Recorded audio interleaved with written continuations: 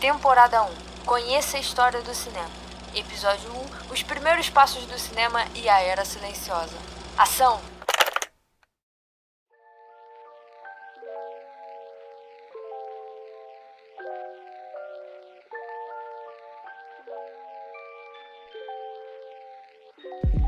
Seja muito bem-vindo! Você está ouvindo ao Cinevisão, o podcast onde o cinema e a TV se encontram numa só visão cinematográfica. Eu me chamo Laura, e aqui você vai ouvir histórias, curiosidades, reviews e tudo sobre o cinema. Nessa temporada a gente vai explorar a história do cinema, desde o comecinho até os dias atuais de forma cronológica. No episódio de hoje, vamos falar sobre como tudo começou e sobre o cinema mudo. Então já vai pegando a visão porque o Cinevisão vai começar.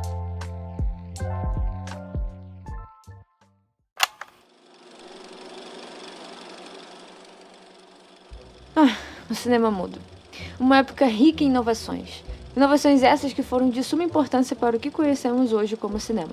Sei que para muitas pessoas assistir a um filme mudo é um verdadeiro desafio, por principalmente ser uma tecnologia considerada ultrapassada. O meu trabalho aqui é te contar sobre o início de tudo e te recomendar alguns dos filmes imortais dessa época. E só para deixar claro que todas as referências utilizadas e filmes citados que estão disponíveis no YouTube estão aí na descrição caso você queira dar uma olhada. Bom, para entender o nascimento do cinema, é crucial compreendermos o contexto histórico da época. O cinema nada mais é do que o reflexo da história. E no final do século XIX e início do século XX, o cinema estava em meio à segunda revolução industrial, período este que viu avanços tecnológicos um atrás do outro. A prova disso é que a humanidade passou da carroça ao avião em poucas décadas.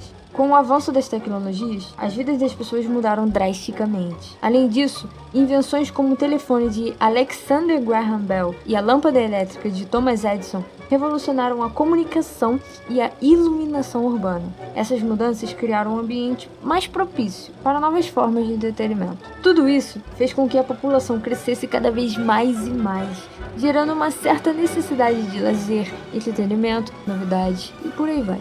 Basicamente, a sociedade ficou mal acostumada.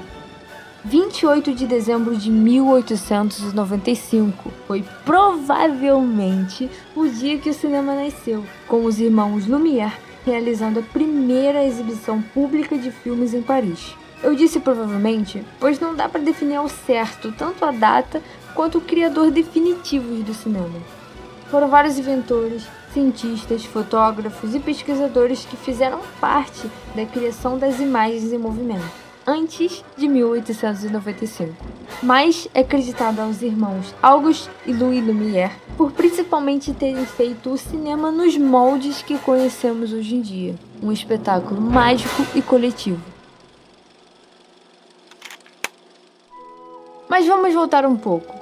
No dia 15 de julho de 1878, o fotógrafo inglês Edward Murbridge, juntamente do governador da Califórnia, aceitou o desafio de provar que um cavalo, ao galopar, ficava com as 4 patas no ar em determinado momento. Tudo isso não passava de uma aposta, e era algo que um olho humano jamais poderia ver. Dessa forma, Murbridge utilizou de 24 câmeras para captar todo o percurso do cavalo, provando que realmente o cavalo fica com as 4 patas no ar durante o galope. Se você assistiu ao filme Não Olhe, do gênio do terror Jordan Peele, você sem querer já assistiu esse curta conhecido como O Cavalo em Movimento. Lembrando que todos os filmes citados estão na descrição. Sendo assim, Murbridge ficou conhecido como pioneiro do processo de análise do movimento fotográfico. E a partir dali, passou a dedicar toda a sua vida à fotografia em movimento. Ele criou o zoprastiscópio, um disco circular que continha uma sequência de imagens, que quando girava, dava a impressão de movimento. Esse sistema acabou por se tornar um precursor no desenvolvimento dos rolos de filmes que tanto conhecemos.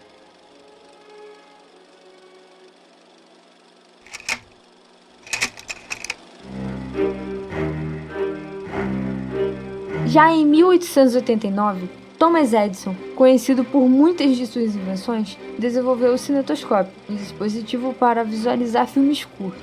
Mas foi seu assistente, William Kennedy Lowry Dixon, quem realmente fez o trabalho pesado. O cinetoscópio permitia que uma pessoa assistisse a um filme através de um visor. Era uma grande caixa de madeira que continha uma câmera e um visor de olho mágico na parte de cima. Que quando a manivela ao lado da caixa era girada, o filme corria horizontalmente, em velocidade contínua. Era uma experiência individual, que durava aproximadamente 90 segundos de cena. A primeira exibição pública do cinetoscópio foi em 22 de maio de 1891, nos laboratórios do próprio Thomas Edison, em Nova Jersey, com 147 pessoas presentes, 2 anos depois de sua criação.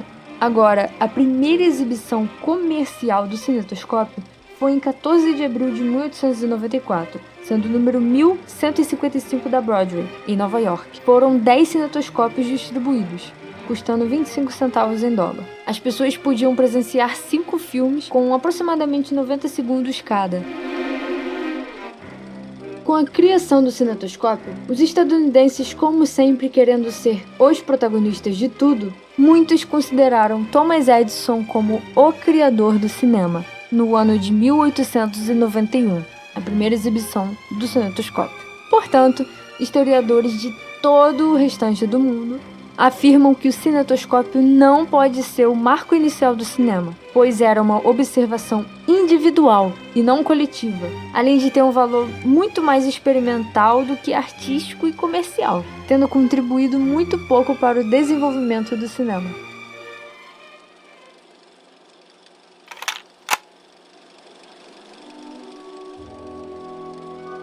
Dito tudo isso, voltando ao ano de 1895, diante de várias iniciativas pioneiras e personalidades que se perderam na história, os nomes aceitos como os inventores do cinema são dos irmãos Auguste e Louis Lumière. Os irmãos eram sócios e herdeiros da Société Anonyme des Plaques et Papiers Photographiques Antoine Lumière et ses filles. Um verdadeiro trava-língua.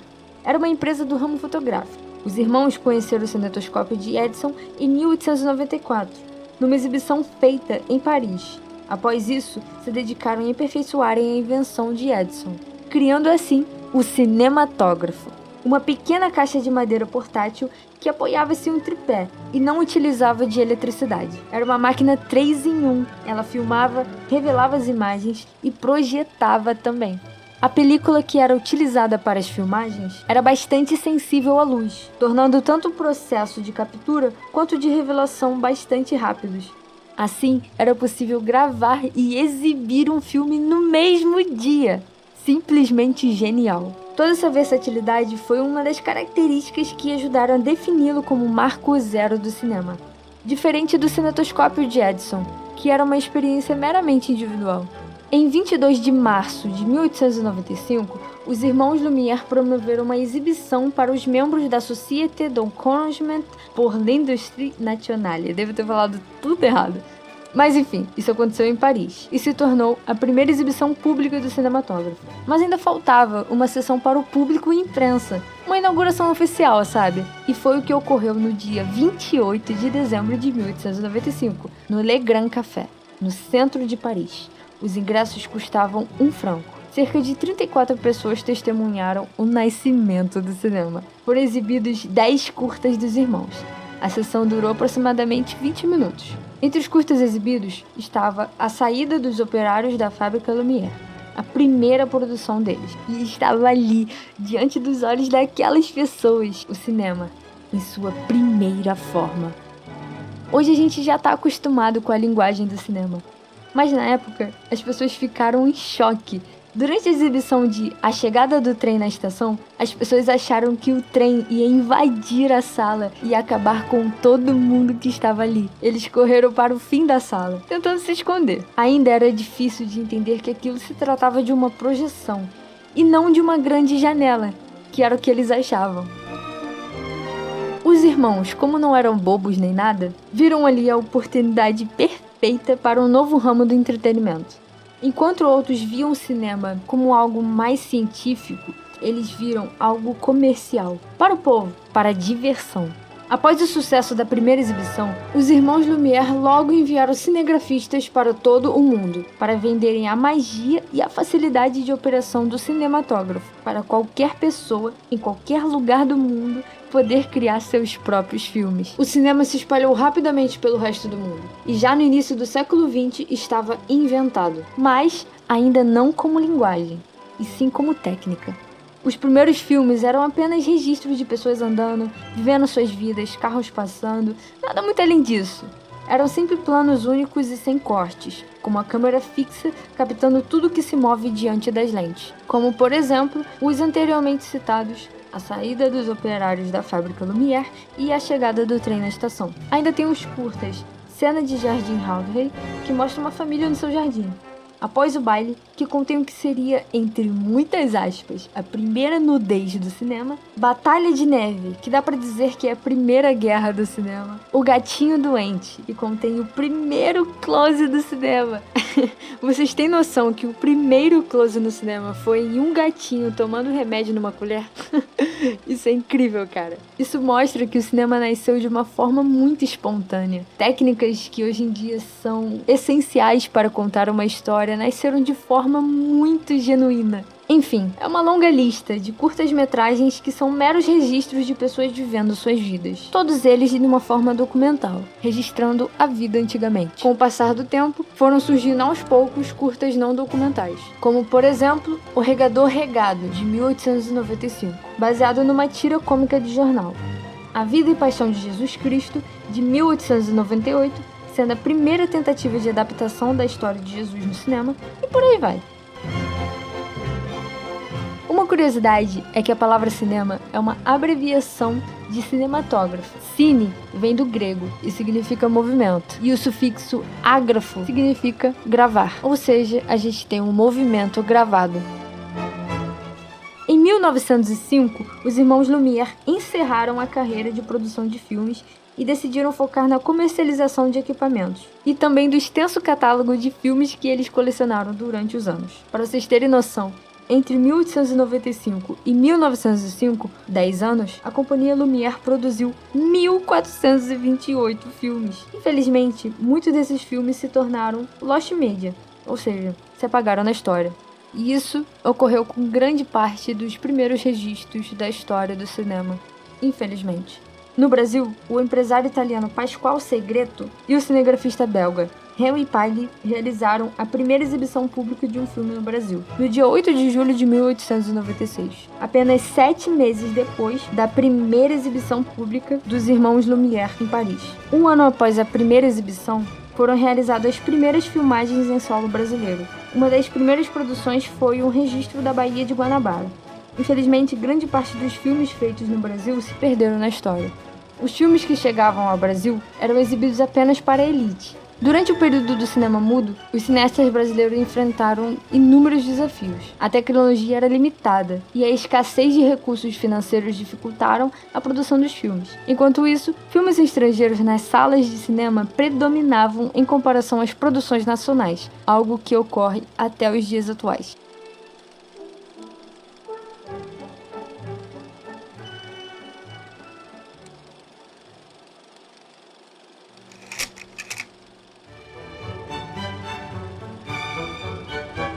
Em meio a tudo isso, Marie-Georges Jean Méliès, ou simplesmente Jorge Méliès, foi um mágico e ilusionista que, aos 27 anos, em 1888, vendeu sua parte da indústria de calçados de sua família e comprou o teatro Robert Rodin. Méliès realizou durante 7 anos espetáculos de mágica e humor no seu teatro, até conhecer o recém-inventado cinematógrafo dos irmãos Lumière. Ele estava no Le Grand Café, no dia da primeira exibição, e presenciou o início do cinema. E no ano de 1896, Méliès implementou projeções de filmes nos seus shows, e tempo depois decidiu focar apenas na produção de filmes.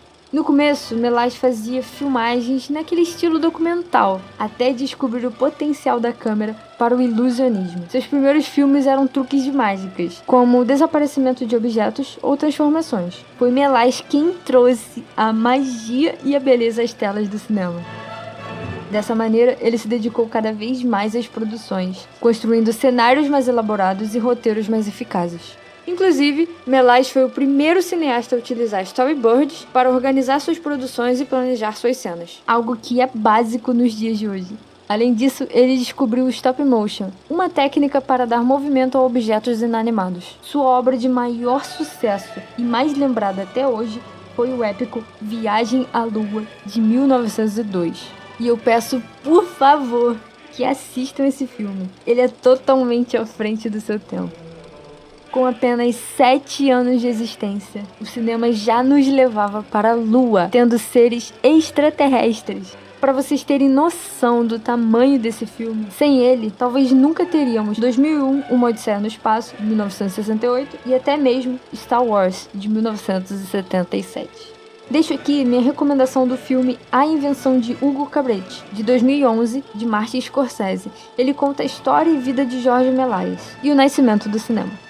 Em seus mais de 500 filmes, Méliès levou ao cinema todo o seu conhecimento do teatro e ilusionismo. Ele criou personagens, desenvolveu cenários e figurinos, trabalhou com iluminação artificial e com alguns cortes nos rolos de filmes, ele simplesmente criou o que conhecemos hoje como efeitos especiais.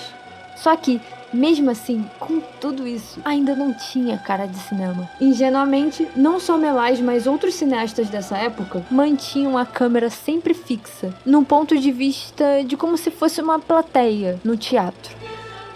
Isso foi uma coisa que só foi mudar totalmente com o Cidadão Kane em 1941. Mas isso é um papo para o próximo episódio.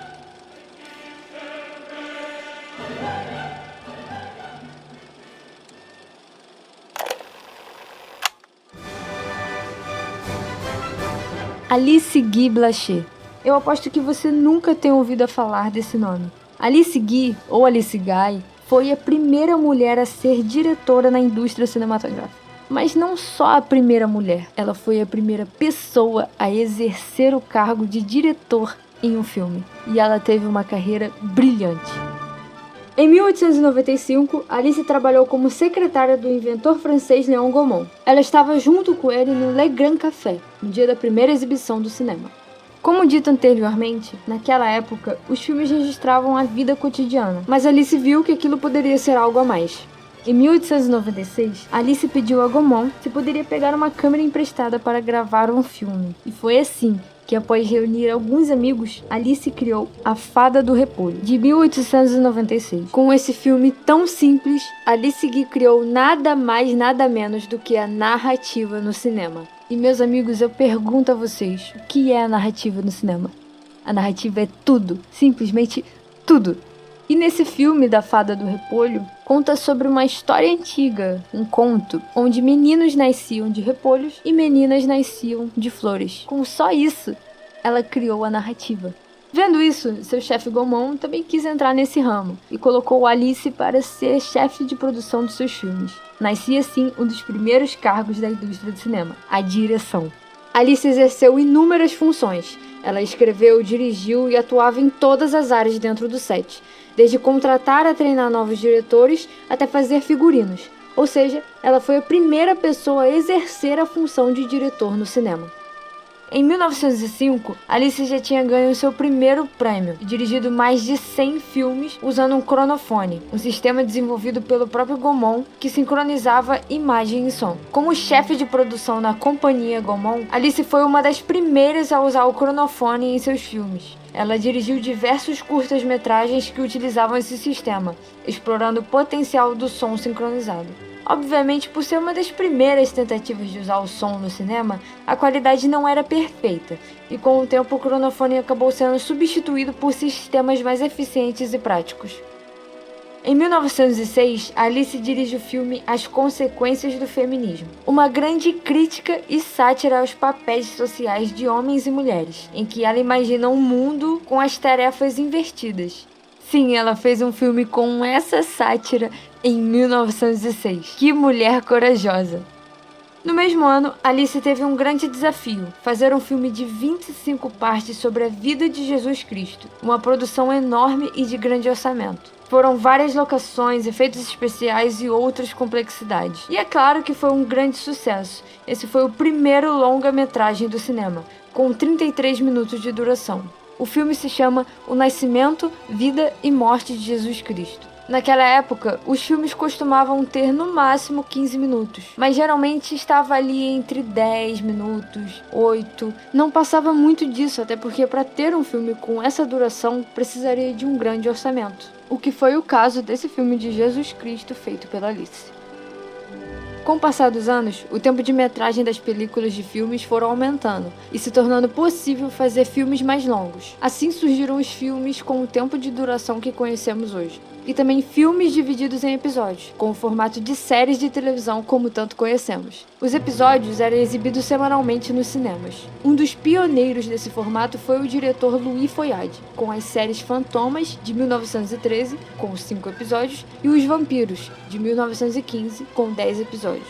Esse formato episódico de Foyade ajudou a estabelecer o suspense, inspirando até mesmo diretores como Fritz Lang e Alfred Hitchcock. Ele também popularizou o cliffhanger como um elemento-chave para manter o interesse do público. Cliffhanger é o termo usado quando uma história termina de forma súbita ou com uma grande reviravolta, deixando uma situação sem solução imediata.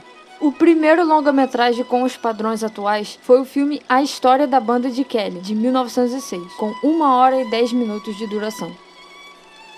Bom, voltando a falar sobre Alice, em 1907, Alice se casa com Herbert Blacher e se muda para Nova York, onde ele atuaria como gerente de produção local da companhia Gaumont. Em 1910, o casal se junta a George A. Meade para fundar a companhia Solax, o maior estúdio pré-Hollywood dos Estados Unidos. Assim, Alice Guy se torna a primeira mulher a estar à frente de uma companhia de cinema nos Estados Unidos. Durante os 2 anos em que teve sucesso, a companhia Solax começou a carreira de várias estrelas do cinema. Enquanto o seu marido cuidava da produção, era Alice quem dirigia os filmes. Ela era à frente de seu tempo. Ela trazia pautas sociais importantes naquela época. Ela fez mulheres interpretarem personagens importantes e poderosos. Foi a primeira a ter um elenco totalmente afro-americano. Seus filmes falavam sobre desigualdade de gênero, antissemitismo e até direitos humanos. Seus filmes desafiaram as normas sociais da época.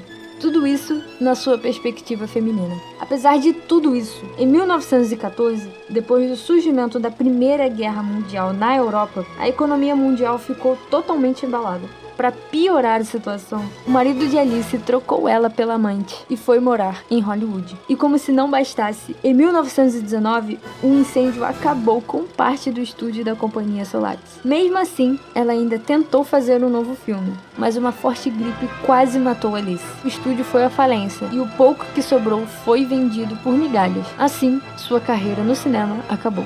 Alice Guy inventou a narrativa no cinema, trouxe diversidade para as telas, criou a função de diretor no cinema, fundou um dos primeiros estúdios de cinema, inovou técnicas cinematográficas, mas tudo isso não foi o suficiente. Ela foi apagada da história e até hoje é pouco citada quando se fala sobre a criação do cinema. Mesmo com toda essa influência na sétima arte, eu deixo essa reflexão para vocês sobre qual seria o motivo de Alice Guy ter sido apagada. Eu farei em outra temporada um episódio focado sobre mulheres no cinema.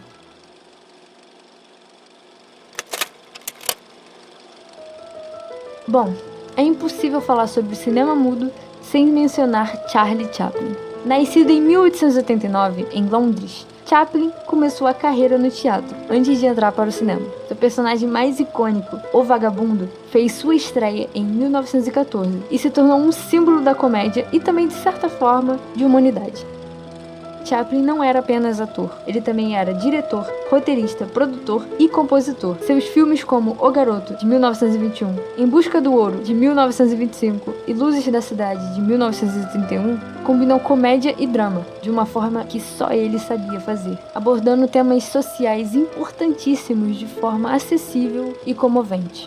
Em 1927, com a chegada do cinema falado, Chaplin se opôs a falar em seus filmes. Luzes da Cidade, de 1931, e Tempos Modernos, de 1936, são alguns dos filmes mais famosos dessa época de oposição dele. Ele acreditava que falar tiraria toda a essência do seu personagem, o Vagabundo. O primeiro filme que Charlie Chaplin falou foi O Grande Ditador, de 1940. O filme faz uma sátira ao nazismo e ao fascismo, e recebeu 5 indicações ao Oscar, sendo elas nas categorias de melhor filme, melhor ator, melhor roteiro original, melhor trilha sonora e melhor ator coadjuvante. A vida pessoal de Chaplin foi uma verdadeira bagunça e bastante polêmica. Ele se casou 4 vezes e algumas de suas esposas eram menores de idade. Ele também foi acusado de ser comunista e precisou fugir dos Estados Unidos para a Suíça, onde viveu até o fim de sua vida.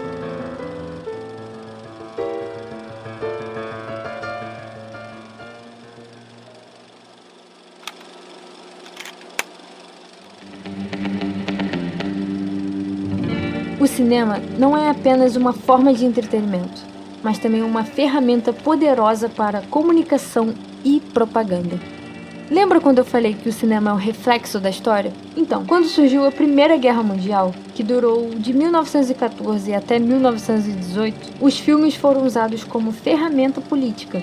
Era uma forma de fomentar o nacionalismo na população, mostrando vitórias militares e influenciando a opinião pública, retratando sempre o inimigo como um vilão perigoso para a nação. Filmes de guerra e documentários foram produzidos para mostrar a realidade do conflito e estimular o apoio à causa. O cinema refletia e influenciava as mudanças sociais da época e ofereceu uma janela para o mundo, o que permitiu que as pessoas vissem e experimentassem realidades diferentes das suas. Realidades essas que talvez elas não pudessem ver a não ser no cinema. Enquanto isso, a criação de Hollywood como a capital mundial do cinema também começou a tomar forma. Nessa época, a Europa tinha todo o protagonismo do cinema, porém, ficou completamente abalada devido à guerra, e os Estados Unidos soube aproveitar disso. Primeiro começou em Nova York, onde já havia uma grande concentração de estúdios já estabelecidos ali, desde muito tempo. Porém, com as altas taxas dos primeiros detentores de patentes do cinema que ali estavam, os cineastas foram para a Califórnia, mais precisamente Los Angeles, onde podiam evitar processos judiciais e outras restrições impostas pelas empresas de patentes. Além disso, Los Angeles tinha um clima favorável e paisagens variadas, que é ótimo para filmar, e se tornou o centro de produções cinematográficas. Grandes estúdios como Paramount, Universal e Warner Bros. Foram fundados. E assim nasceu Hollywood. É óbvio que eu deixei de falar muita coisa, mas é porque eu não quero me estender nesse assunto, até porque ele não é o foco do episódio. Bom, voltando ao que interessa, o cinema mudo ajudou a criar as primeiras estrelas do cinema. Atores como Mary Pickford, Douglas Fairbanks e Rodolph Valentino se tornaram ícones internacionais. Eles influenciaram moda, comportamento e até mesmo a política. Pickford, Fairbanks, Chaplin e D.W. Griffith foram os fundadores da United Artists em 1919, e seu objetivo era criar um estúdio independente que enfrentava os grandes estúdios que faziam fortunas às custas dos artistas. Nos Estados Unidos, o filme O Grande Roubo do Trem, de 1903, foi um dos grandes percussores para o gênero mais comum de Hollywood por muitos anos, o faroeste.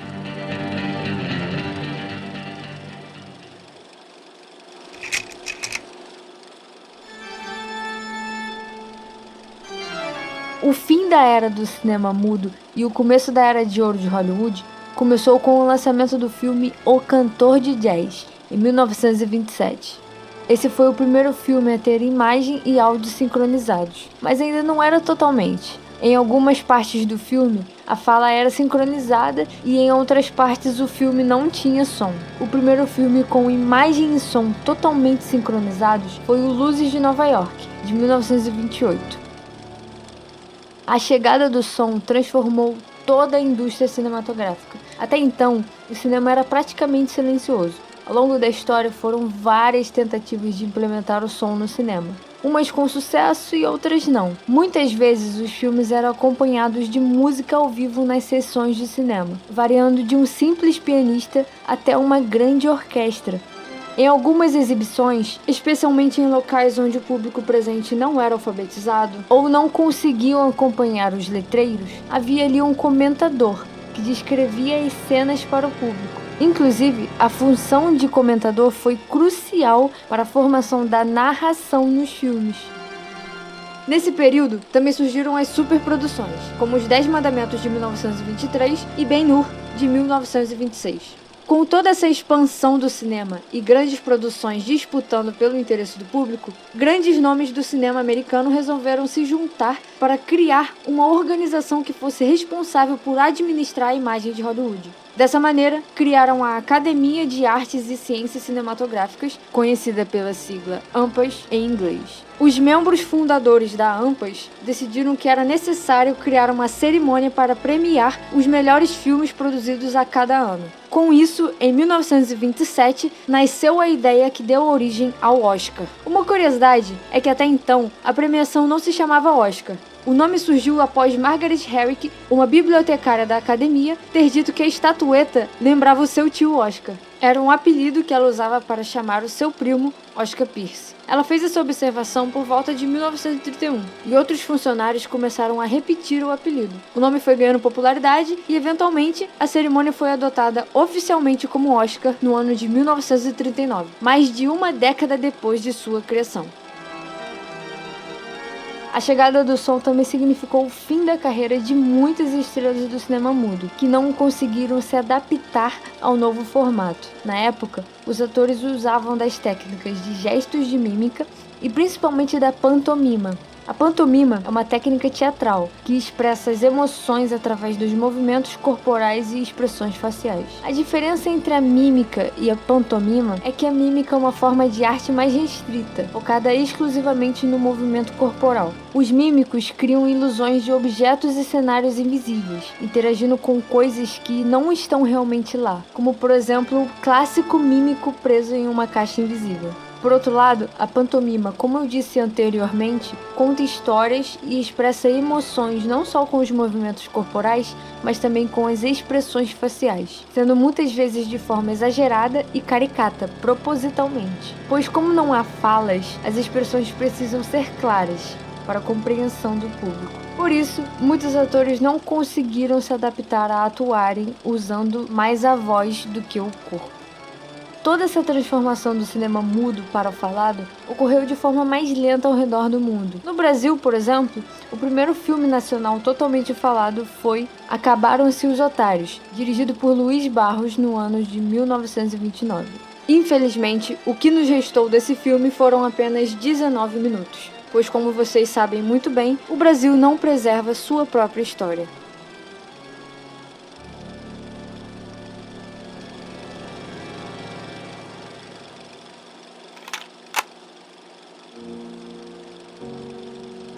Finalmente chegou a hora de falar sobre os filmes mudos que eu recomendo. Nosferatu, de 1922, foi um dos primeiros filmes de terror da história e traz uma interpretação sombria do conto de Drácula. Metrópolis, de 1927, foi o primeiro filme a trazer uma ficção científica com uma narrativa mais reflexiva e filosófica. Nos mostra um futuro distópico onde a sociedade é dividida entre ricos e pobres. O Encouraçado Potemkin, de 1925, um dos filmes mais influentes de todos os tempos, retrata a rebelião de marinheiros russos. Luzes da Cidade, de 1931, uma comédia romântica dirigida e estrelada por Charlie Chaplin, onde seu personagem, o vagabundo, se apaixona por uma florista cega. Tempos Modernos, de 1936, também dirigido e estrelado por Charlie Chaplin. Esse filme foi uma crítica direta à industrialização e à modernidade. Um Homem com uma Câmera, de 1929, é um documentário experimental que captura a vida urbana na União Soviética e inovou em técnicas de filmagem. Viagem à Lua, de 1902, dirigido por George Méliès, é uma das primeiras obras da ficção científica e foi um pioneiro em efeitos especiais. Um Cão Andaluz, de 1929. Já vou avisando que esse curta-metragem de 25 minutos é bizarro. É uma obra surrealista que retrata as descobertas científicas sobre a mente humana, principalmente sobre os impulsos humanos. E agora, para fechar, um filme bônus, O Artista, de 2011. Esse filme foi o vencedor do Oscar de melhor filme na cerimônia de 2012. É uma grande homenagem ao cinema mudo. Conta a história de um ator que enfrenta a transição do cinema mudo para o falado. Então é isso, chegamos ao fim do primeiro episódio da primeira temporada do Cinevisão. Eu agradeço do fundo do meu coração a quem ouviu até aqui. Esse projeto significa muito pra mim e tenho grandes planos pra ele, que serão revelados mais pra frente. Ainda não, porque senão vai ser spoiler. Muito obrigada e te espero no próximo episódio.